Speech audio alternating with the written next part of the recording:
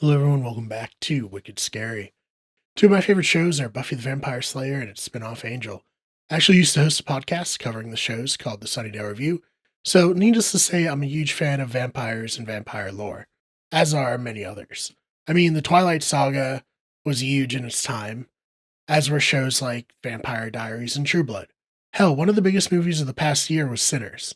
People love vampires, but those stories are all fiction, right? Well, if you ask the residents of New England during the 18th and 19th century, they might have told you that vampires were very real.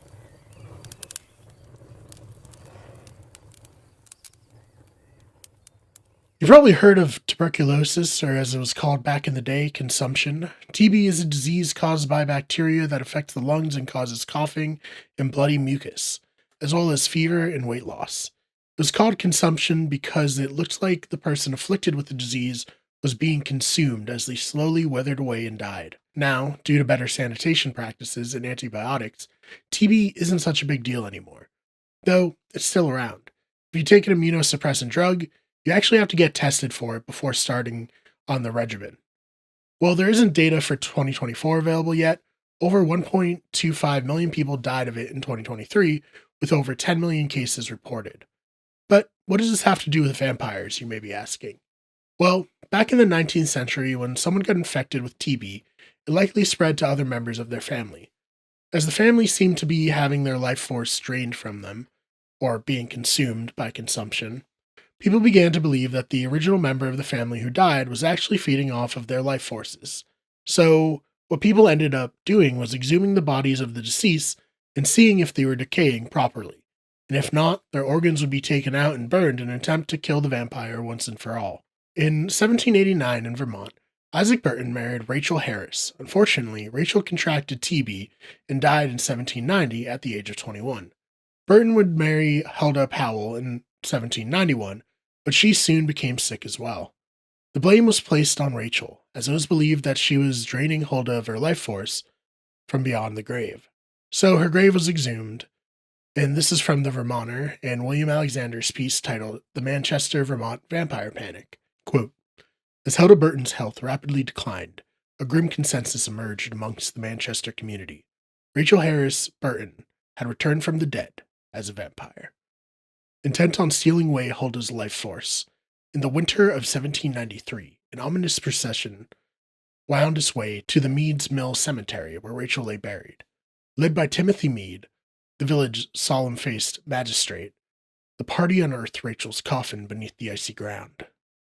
Rachel's body was exhumed, her corpse was bloated and barely recognizable. Hulda's aunt cried, gorge on the blood of its victim. Look, see the stains around the mouth. Selectman Timothy Mead officiated, stating the abomination must be destroyed to save Huldah. Her heart, liver, and lungs were removed and burned to ashes on the blacksmith's forge before a large crowd of people. Her organs, now putrid after over 2 years' internment, were systematically removed and transported to the nearby forge. There, townspeople crowded in hushed awe as Mead co-signed the ghastly relics of the scorching flames, the acrid smoke ascendant as if delivering the remains heavenward for cleansing. Many claimed to see an apparition writhing in the black smoke.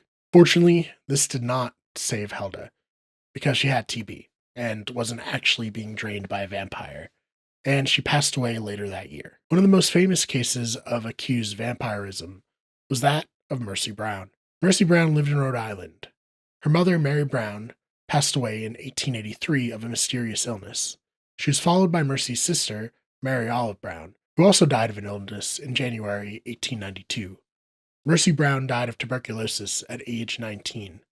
When her brother Edwin Brown gets sick, her father, George Brown, was told that consumption was to blame for his family's deaths. But since this was the 1800s, and I'm sure at this point George was overcome with an immense amount of grief after losing so many family members in less than a decade, he turned to other explanations, which of course included the idea that one of his family members must have been a vampire. So, in an attempt to save the life of his son, George allowed his wife and daughter's graves to be dug up in March of 1892. This is from NewEngland.com in the piece by Charles C. Robinson titled Vampire Mercy Brown When Rhode Island Was the Vampire Capital of America. Quote, "First, the men exhumed the bodies of Mrs. Brown and daughter Mary. Finding them to be properly decomposed, they began to exhume Mercy Brown. Slowly, they shoveled into Mercy's grave.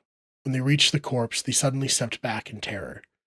Mercy had been buried for more than 2 months and appeared oddly well preserved. It seemed that her hair and nails had grown, and when the men cautiously prodded the corpse with their shovel, they found that it was filled with fresh blood. The suspected vampire's heart was removed and burned on a nearby rock.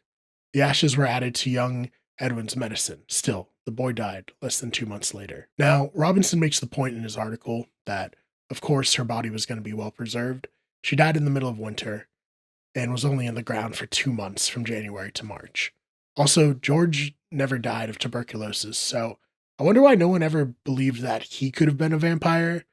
Lots of mysterious illnesses killing his family, yet he remained unaccused. Now, these cases don't really sound like the vampires that we know today, but it's speculated that the story of Mercy Brown inspired elements of Bram Stoker's Dracula. This is taken from the Smithsonian Magazine in an article by Abigail Tucker titled The Great New England Vampire Panic. Quote, 1. 1896, New York World Clippings even found its way into the papers of a London stage manager, an aspiring novelist named Bram Stoker, whose theater company was touring the United States that same year. His Gothic masterpiece Dracula was published in 1897. Some scholars have said that there wasn't enough time for the news accounts to have influenced the Dracula manuscript, yet others see Lena in the character of Lucy, her very name a tempting amalgamation of Lena and Mercy, a consumptive-seeming teenage girl turned vampire, who's exhumed in one of the novel's most memorable scenes. Fascinating, a medical doctor presides over Lucy's disinterment, just as one oversaw Lena's. So it's possible without people in New England overcome with grief about their loved ones dying and trying desperately to save other loved ones believing in vampires, we would never have gotten Dracula. And then, in turn, we never would have gotten any of the many works that it inspired over the years. This episode really wasn't about a specific paranormal event or cryptid. I think it's pretty clear that this is just a terrible disease and the destruction that it left in its wake. But I thought this was a very interesting phenomenon and would make a good story to tell on the channel. So when I had the idea for making this independent channel from Wicked Good Everything, Wicked Scary, this was one of the topics that I was very excited to talk about. So, what do you think about the New England vampire panic? Is there a chance that vampires were real? Or is it more clear that this is just people who didn't understand what was happening, trying desperately to find a reason for what was happening outside of the obvious explanation of consumption? Let me know your thoughts about all of this in the comments, and we will see you in the next one.